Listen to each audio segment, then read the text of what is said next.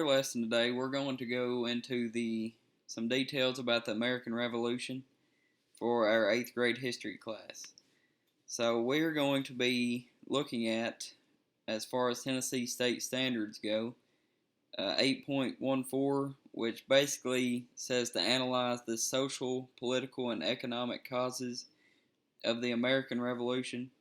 So in detail about the Quartering Act, the Stamp Act, Declaratory Act, the Townshend Acts, the Boston Massacre, Boston Tea Party, Intolerable Acts, Sons of Liberty. And then 8.18 explain the historical and present day significance of the Declaration of Independence. So when you think about the causes of the American Revolution, you always hear the phrase taxation without representation. So that's kind of what the colonists kind of rallied around, was a real solid reason why they wanted freedom from Great Britain. So what exactly do they mean, taxation without representation? So the first act, which occurred in 1765, was called the Quartering Act. So this required government officials to provide shelter and feed any British soldier that was located within the colonies. So there's a misconception kind of that the Quartering Act meant that colonists had to use their home anytime that a British soldier needed shelter. This is a misconception.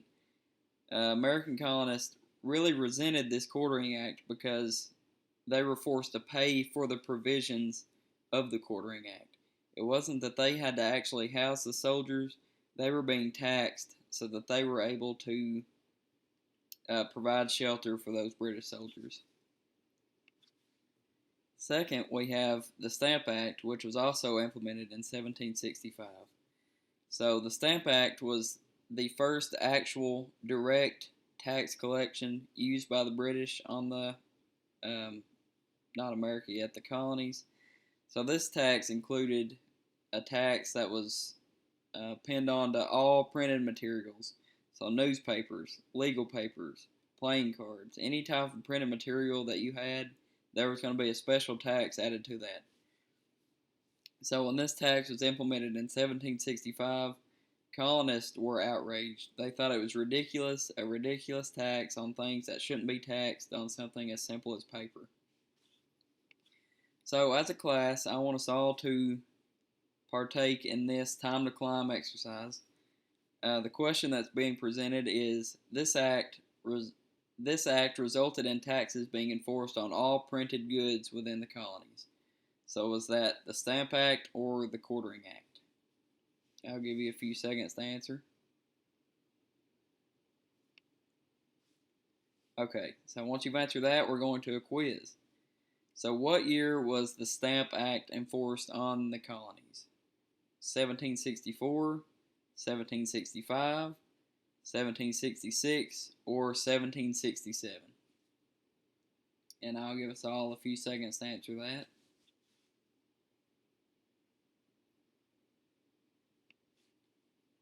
Okay, so going more on the acts that Britain pegged on the colonies, the Declaratory Act of 1776 actually accompanied the Stamp Act.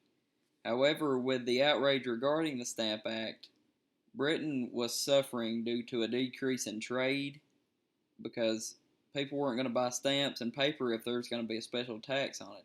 So that actually hurt Britain in the long run regarding trade. So by issuing the Declaratory Act, Parliament could say that all authority that is enforced in Britain can also be enforced in the colonies. So basically, Britain, by passing this Declaratory Act, made the colonies an extension of Great Britain, and that didn't sit well with the colonists. And then second, the Townshend Acts of 1767. So these Townshend Acts were imposed to raise taxes on all imported goods into the colonies. So things that weren't actually made in the colonies, such as paper, paint, lead, glass, they were all raised with a tax when they were imported in from different countries. Also a part of these Townshend Acts, the Revenue Act, that actually allowed British government to search all imports coming into the colonies. So if they were trying to smuggle in goods, the British government would be able to find that by searching all imports. So that further impeded on the freedoms of the colonies, which also didn't sit well with colonists. So we're going to do another time to climb. And this question is, which imports were taxed as a result of the Townshend Acts? Was it crops such as wheat, corn, and potatoes, glass, lead, and paint, or livestock like chicken, cattle, and pigs? I'll give us a second to answer that.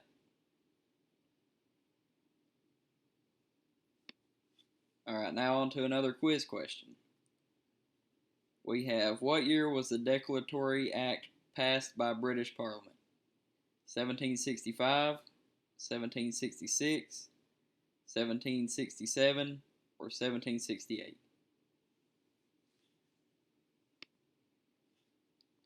Alright, so that's it with the taxes that were imposed on the colonists. Now we're moving to the Boston Massacre of 1770.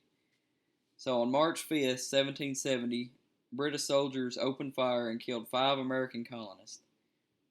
So this might not, you might have thought of this as a type of battle, but it actually didn't start that way. So an argument preceded the firings, and conflict escalated in Boston as colonists began to throw sticks and snowballs at British soldiers. British soldiers were told to stand off until a high-ranking official in the British Army got fed up after getting hit by a stick, so he fired instantly into the crowd. That caused other British soldiers to start firing, and 3 colonists were killed instantly, and 2 later died from their wounds. So this massacre, if you want to call it that, basically became a rallying point for American patriots that wanted freedom from Great Britain. And then on top of that, the Boston Tea Party, which occurred in 1773, the Sons of Liberty, which were a group of patriots, they finally got fed up with outrageous taxes on imported tea, which had just become a thing. So they staged a protest in which they dressed up as Indians, proceeded to the Boston Harbor, and destroyed over 92,000 pounds of tea by dumping it and just destroying it into the harbor. This protest was also used by colonists as a rallying point to go to war with Britain. So, time for another time to climb, and we have, what provoked the Boston Massacre? Was it the assassination of the British king, throwing of snowballs at British troops, or a bar fight between colonists and British troops? And now we have another quiz question. How many colonists died during the Boston Massacre? 3, 2, 10, or 5?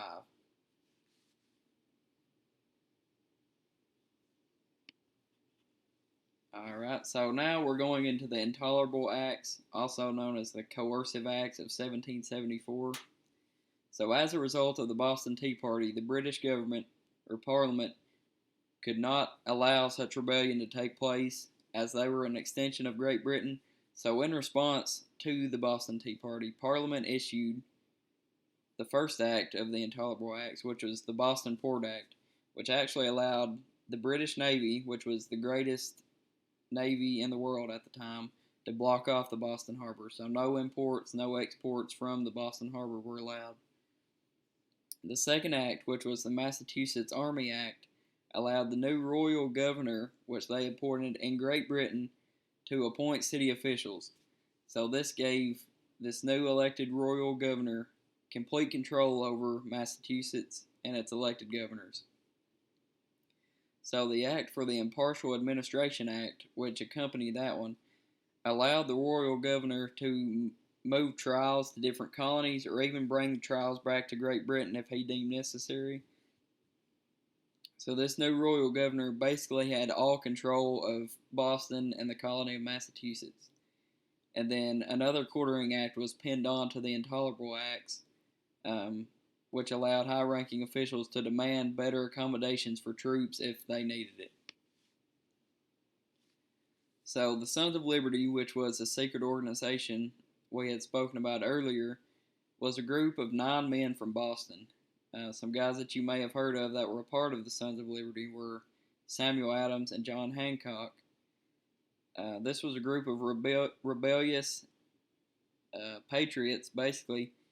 They were most well known for their destruction of 92,000 pounds of tea in the Boston Harbor.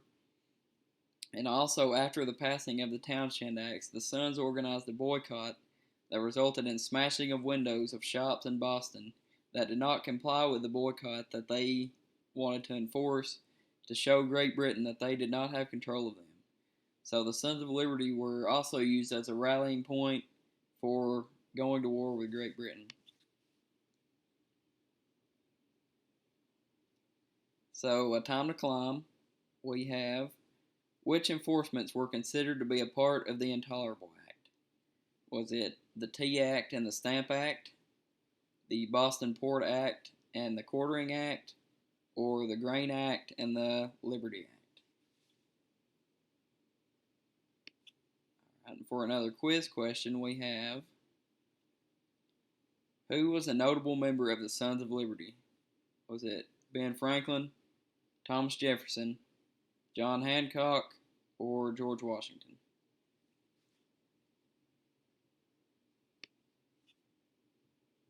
Alright, so you may ask, what's the significance of the Declaration of Independence? So, the Declaration of Independence does have significance back then as well as today. So, in 1776, a group of diplomats known as the Second Continental Congress gathered in Philadelphia, and basically they come to the agreement that we need to declare independence from the tyrant that is Great Britain. So, to formally present this idea, Thomas Jefferson, who would later become the third president of the United States, drafted the Declaration of Independence. Included in this document, Jefferson stated that the colonies wanted freedom from Britain, the complaints that they had against the British king, and arguments as to why freedom was being declared and why they wanted to become their own country. So, on top of having significance then, it also has significance in today's world. So, you may ask, why is it so important to us? The Declaration of Independence was built on and written by the principles on which America was built on. So, not only did it signify the birth of this great country, the document also lays a foundation of freedom which every American citizen is entitled to. So the basis of this document must not be forgotten because it's what America was built on. And to wrap things up, we have another time to climb and a quiz question to follow. So, what was the name of the diplomats that convened to establish the Declaration of Independence? Was it the Sons of Liberty, the First Continental Congress, Second Continental Congress, or the House of Representatives? And then finally, for our quiz question, what is the significance of the Declaration of Independence? Did it state the reasons why the colonies wanted to be independent from Great Britain, lay down the laws that the country still follows to this day, freed all the slaves in the colonies, or state the reasons why the colonies wanted to be independent from Spain? And that will conclude today's lesson.